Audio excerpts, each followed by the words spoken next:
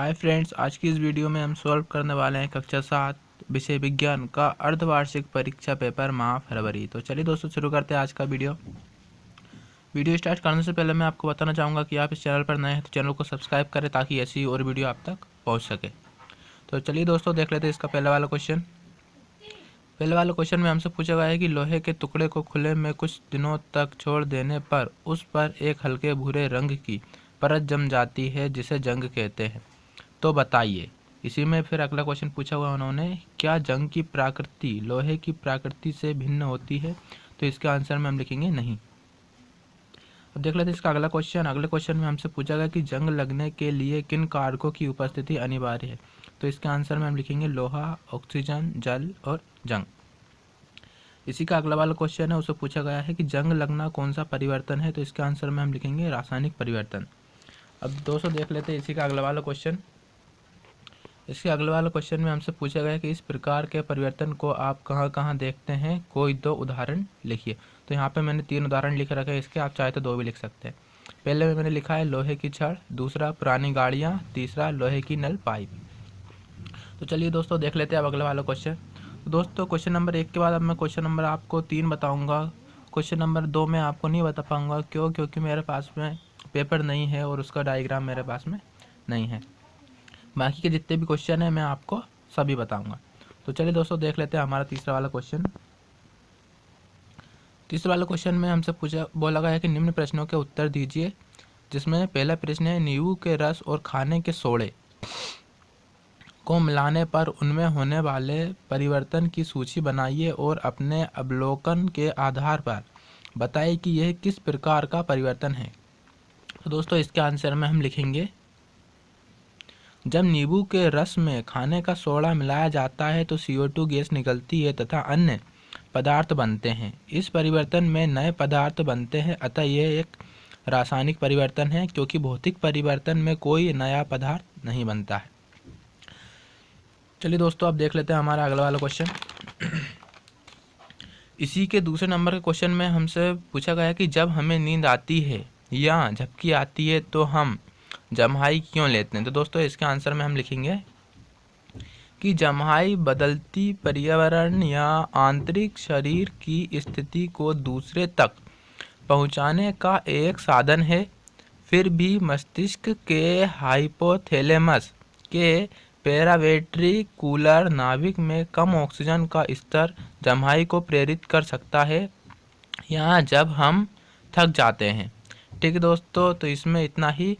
देख लेते हैं हमारा अगला वाला क्वेश्चन। अगले वाले क्वेश्चन में हमसे पूछा गया है कि अपने परिवार के 4 सदस्यों की प्रति मिनट नाड़ी स्पंदन दर ज्ञात कीजिए तथा आंकड़ों के आधार पर तालिका पूर्ण कीजिए। तो ये हमको तालिका दी हुई है, क्रमांक, सदस्यों के नाम, नाड़ी स्पंदन प्रति मिनट। तो यहाँ पे मैंने 4 नाम लिए हैं, आप अपने हिसाब से भी 4 नाम ले सकते हैं कोई से भी। यहाँ पे नाड़ी स्पंदन मैंने लिया हुआ है 72, 70, 71, 70 और नाम जो है वो मैंने लिया है राम, कमल, रामू, मोहन। ठीक है दोस्तों, अब देख लेते हैं हमारा अगला वाला क्वेश्चन। अगला वाला क्वेश्चन है हमारा क्वेश्चन नंबर 4 में हमसे बोला गया है कि निम्न प्रश्नों के उत्तर दीजिए। इसमें फिर आपका पहला प्रश्न है, रोटी को गीला कर छोड़ दें, 3 दिन बाद होने वाले परिवर्तन लिखिए। तो इसके आंसर में हम लिखेंगे, रोटी को गीला कर छोड़ देने पर आकार में बड़ा परिवर्तन होगा, क्योंकि खमीर बैक्टीरिया की वृद्धि के कारण यह CO2 छोड़ता है और गंध आना शुरू हो जाती है। चलिए दोस्तों देख लेते हैं अगला वाला क्वेश्चन। अगला वाला क्वेश्चन है हमारा, क्या कारण है कि हमें ग्लूकोज से ऊर्जा तुरंत प्राप्त होती है? तो इसके आंसर में हम लिखेंगे, ग्लूकोज का कोशिकाओं में पहुंचकर ऑक्सीकरण हो जाता है, जिससे शरीर की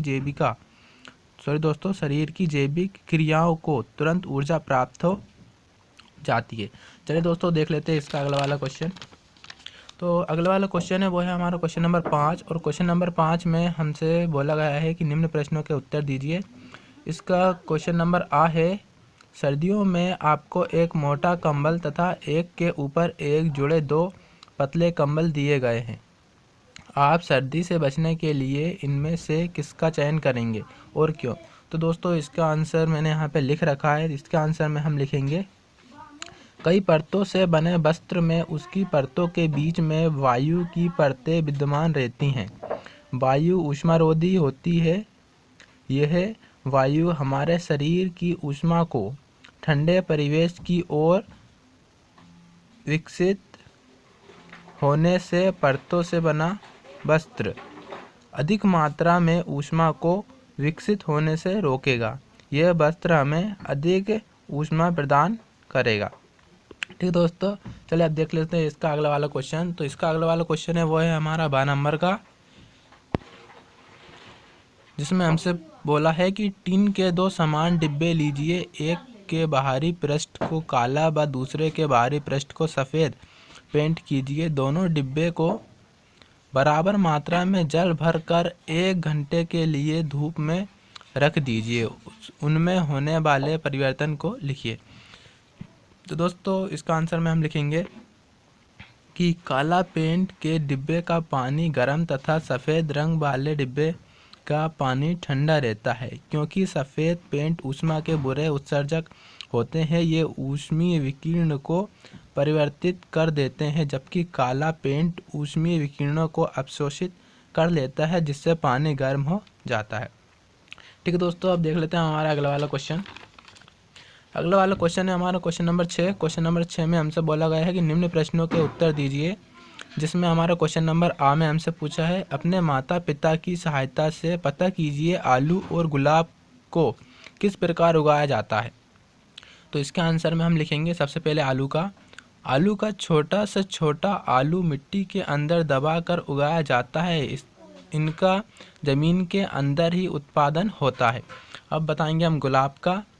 तो गुलाब की कलम लगाई जाती है। बरसात के समय यह टहनियों में खिलता है। ठीक है दोस्तों, अब देख लेते हैं हमारा अगला वाला क्वेश्चन।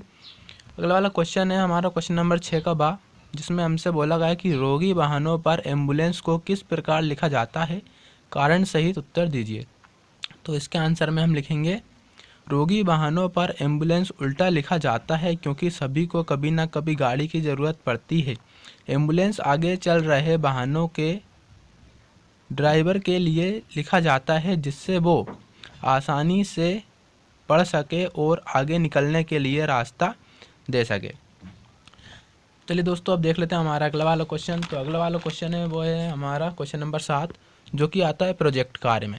तो प्रोजेक्ट कार्य में हमारा क्वेश्चन नंबर 7 का अ नंबर का क्वेश्चन है।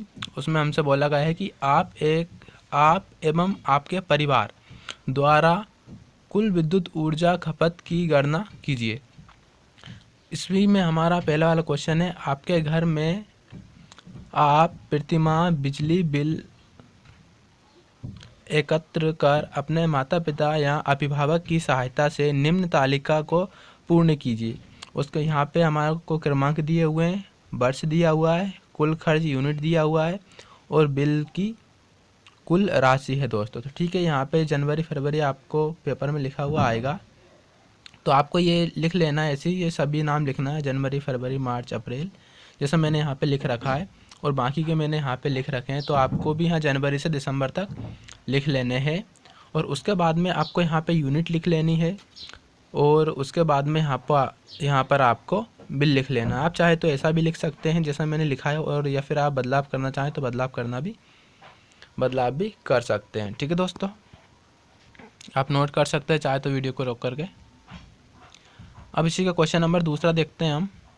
क्वेश्चन नंबर दूसरे में हमसे पूछा गया है कि आपके परिवार के द्वारा एक वर्ष में कुल कितनी यूनिट बिजली का उपयोग किया गया है। तो इसका आंसर में हम लिखेंगे एक वर्ष में, इन सबको जो हमने ऊपर लिखा है सभी को यूनिट को जोड़ देंगे। जोड़ने के बाद हमारा आया है 149 यूनिट। तो हम यहाँ पे लिखेंगे अतः 149 यूनिट बिजली का उपयोग किया गया। ठीक है दोस्तों, अब देख लेते हैं हमारा अगला वाला क्वेश्चन। अगला वाला क्वेश्चन है वो हमारे क्वेश्चन नंबर 7 का आ का तीसरे नंबर का है, जिसमें हमसे पूछा गया कि किन किन माह में आपके घर में बिजली के बिल की राशि कम आई है, राशि कम आने का क्या कारण हो सकता है। तो इसके आंसर में हम लिखेंगे जो माह है वो है जनवरी फरवरी मार्च नवंबर दिसंबर, और इसके कारण में हम लिखेंगे कारण क्योंकि इन महीनों में ठंड होती है, इस कारण बिजली की खपत कम होती है। ठीक है दोस्तों, अब देख लेते हैं इसी का क्वेश्चन नंबर 4। क्वेश्चन नंबर 4 में हमसे पूछा गया कि आपके घर में विद्युत उपकरणों को संचालित करने के लिए क्या आप अन्य ऊर्जा स्रोत का उपयोग कर सकते हैं। तो इसके आंसर में लिखेंगे हम हाँ, अन्य स्रोत में सौर ऊर्जा का उपयोग कर सकते हैं। ठीक है दोस्तों, अब देख लेते हैं इसी का क्वेश्चन नंबर 5। क्वेश्चन नंबर 5 में हमसे पूछा गया कि विद्युत ऊर्जा की खपत को कम करने के उपायों की सूची बनाइए। तो इसके आंसर में हम लिखेंगे सबसे पहली जो है वो है ज़रूरत होने पर ही बिजली का उपयोग करें। ठीक है दोस्तों, दूसरा जो है वो लाइट के स्विच दिन में बंद रखें। तीसरा है सौर ऊर्जा विद्युत का उपयोग करें। और चौथा है वो है सबसे ज़रूरी हीटर का उपयोग ना करें। चलिए दोस्तों, अब देख लेते हैं हम इसी का क्वेश्चन नंबर 12। तो क्वेश्चन नंबर 12 में हमसे पूछा गया है कि एक प्लास्टिक की कंघी लीजिए, उसे अपने बालों से रगड़िए तथा पास में कागज़ के टुकड़े रखकर कंघी को कागज़ के टुकड़ों के पास लाकर देखिए क्या परिवर्तन दिखाई देता है। परिवर्तन को अपने शब्दों में लिखिए। तो दोस्तों इसके आंसर में हम यहाँ पे लिखेंगे कंघी को बालों से रगड़ने के उपरांत कागज़ के टुकड़े को पास लाया जाता है तो कंघी टुकड़ों को आकर्षित करती है। ठीक है दोस्तों, तो इस वीडियो में फ़िलहाल इतना ही। मिलते हैं अगली वीडियो में। अगर वीडियो पसंद आए तो वीडियो को लाइक करें और ऐसी और वीडियो पाने के लिए मेरे चैनल को सब्सक्राइब करें। और आपको अगला वीडियो कौन से टॉपिक पर चाहिए तो मुझे कमेंट में ज़रूर बताएं ताकि मैं आपको वो वीडियो दे सकूं।